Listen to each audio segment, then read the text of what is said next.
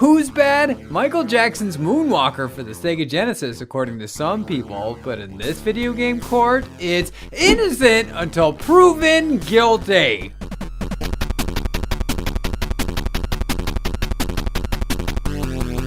Court is now in session for a funktastic episode of Innocent Until Proven Guilty. Today's case is one that I'd considered featuring on the series since the Birthday Blowout pilot, but I wasn't sure if it fit the typical criteria of being bad enough to warrant a trial. However, a few of my viewers confirmed my gut instinct by suggesting that this questionable offender be given the IUPG treatment, so by popular demand, here's Michael Jackson's Moonwalker. The King of Pop's entry into 16-bit console territory was released on August 24th, 1990. Much like the 1988 movie of the same name it's loosely based on, Moonwalker is light on story with only a simple premise involving Mr. Big and a child kidnapping scheme. It's up to Michael to rescue the kids from the evil fiend, and he begins his fateful mission in style.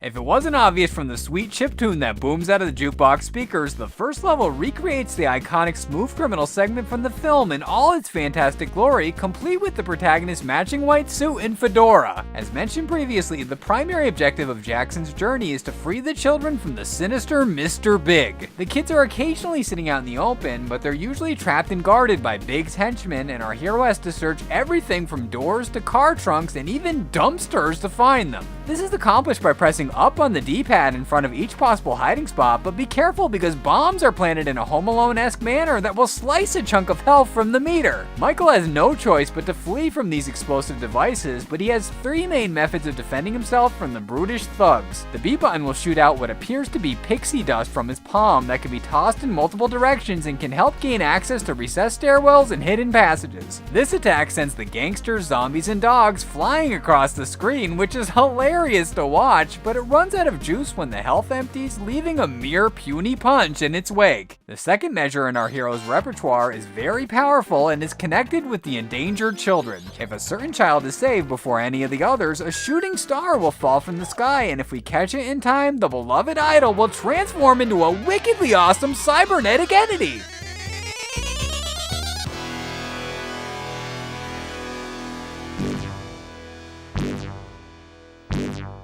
Armed with a shoulder-mounted laser and rocket thrusters, this ultimate being can deal massive amounts of damage and has X-ray vision to observe where the tiny tots are hiding, but this transformation unfortunately only lasts for a short time period. The third and final technique taps into the magical reserves via the A button. Pressing A will produce a spin that is handy for removing manhole covers, but holding the button will lead to spectacular results.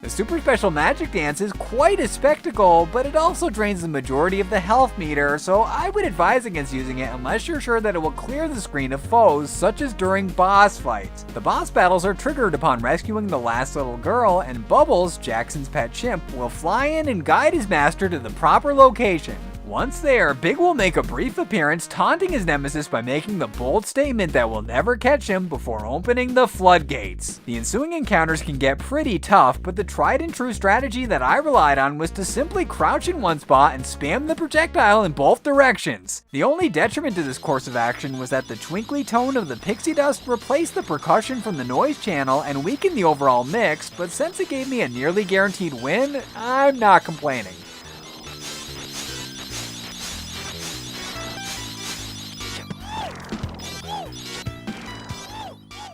After finishing his business at Club 30, the protagonist will step outside to the streets where the process is repeated, but the presentation remains rock solid. The graphics are crisp with a broad color palette, while the animation of the sprites are nicely detailed and capture the larger-than-life personality of the legendary singer to a T. The music is not surprisingly comprised of Jackson's hit songs, and anyone who claims that the Genesis sound chip is garbage clearly hasn't heard the phenomenally faithful renditions of Bad, Beat It, and Billie Jean.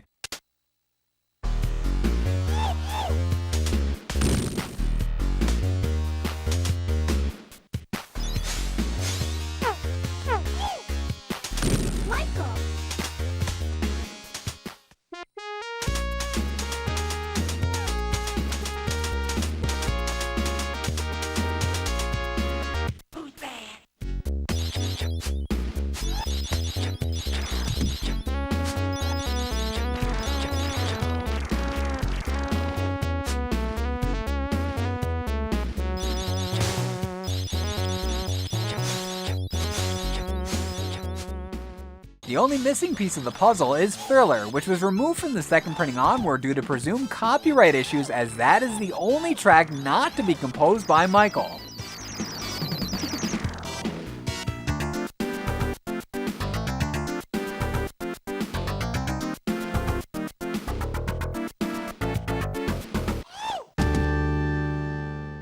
In spite of the tonal clash of Another Part of Me underlying the eerie vibe of the graveyard, the audio department did a stellar job, and I'd rank this near the top of my favorite Genesis soundtracks. Upon vanquishing the undead menace and traversing the spider-filled caverns, our hero will enter the enemy hideout. Moonwalker isn't a plot-heavy adventure, so there really isn't much to spoil, but those who want to keep the ending a surprise should skip ahead to the posted time code right now. The Villainous HQ cranks the difficulty up a few notches with a teleporter maze that can be tricky to solve and ceiling-mounted lasers that can rapidly decimate the limited supply of lives, and continues. 5-3 is straightforward in comparison to the two preceding stages, but it concludes in an epic confrontation where the protagonist automatically switches to the robot and we blow the baddie's base to bits. After the structure is destroyed, a text message will pop up alerting us that the kids are safe and the henchmen have been eradicated, but Mr. Big escaped in his shuttle. Michael pursues him and the game shifts gears for a space FPS final battle.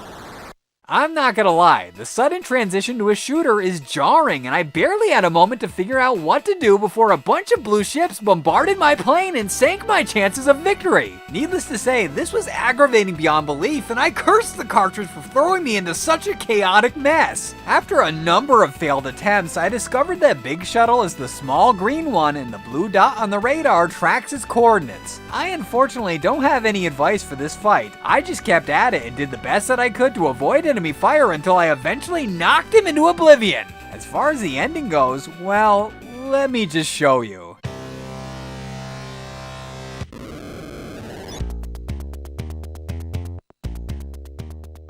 Talk about disappointing, but at least we get to see MJ dance one more time, so that's something, I guess. Jackson's vanity project may have lacked cinematic narrative substance, but the Sega side-scroller that spawned from it seems to be one of the better licensed tie-ins from the era. Is Moonwalker a badass mofo that's worthy of its source material, or is it just bad? Let's find out in the breakdown! Upon initial inspections, Moonwalker appears to be a virtually flawless Genesis classic, but there are a few cracks beneath the surface. The story is non-existent, the scavenger hunt element becomes tedious during lengthy capture sessions, and the conclusion is a frustrating chore that leads to a lame ending. Sega's premier licensed tie-in is an undeniable masterpiece in comparison to Shaq Fu and the other notorious titles that have been condemned on this series, but it's still clear to see why it has a negative reputation, and we might just have to put this smooth criminal behind bars.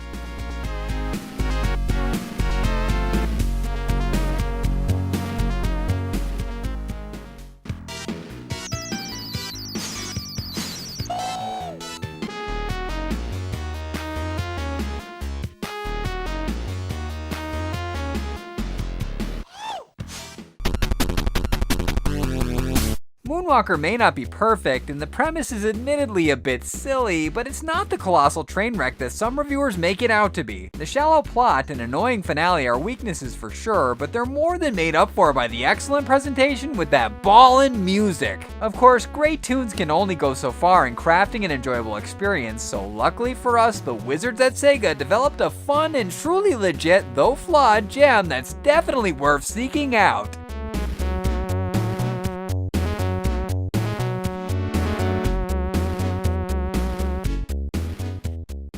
In the case of Michael Jackson's Moonwalker, I rule that the verdict is innocent!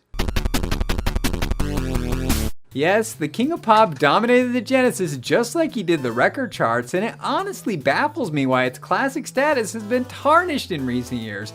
This is without a doubt one of the groundbreaking titles that defined Genesis does, and while there may have been later releases that pushed the system's hardware more, few rivaled Moonwalker's charm, and I can't recommend it enough.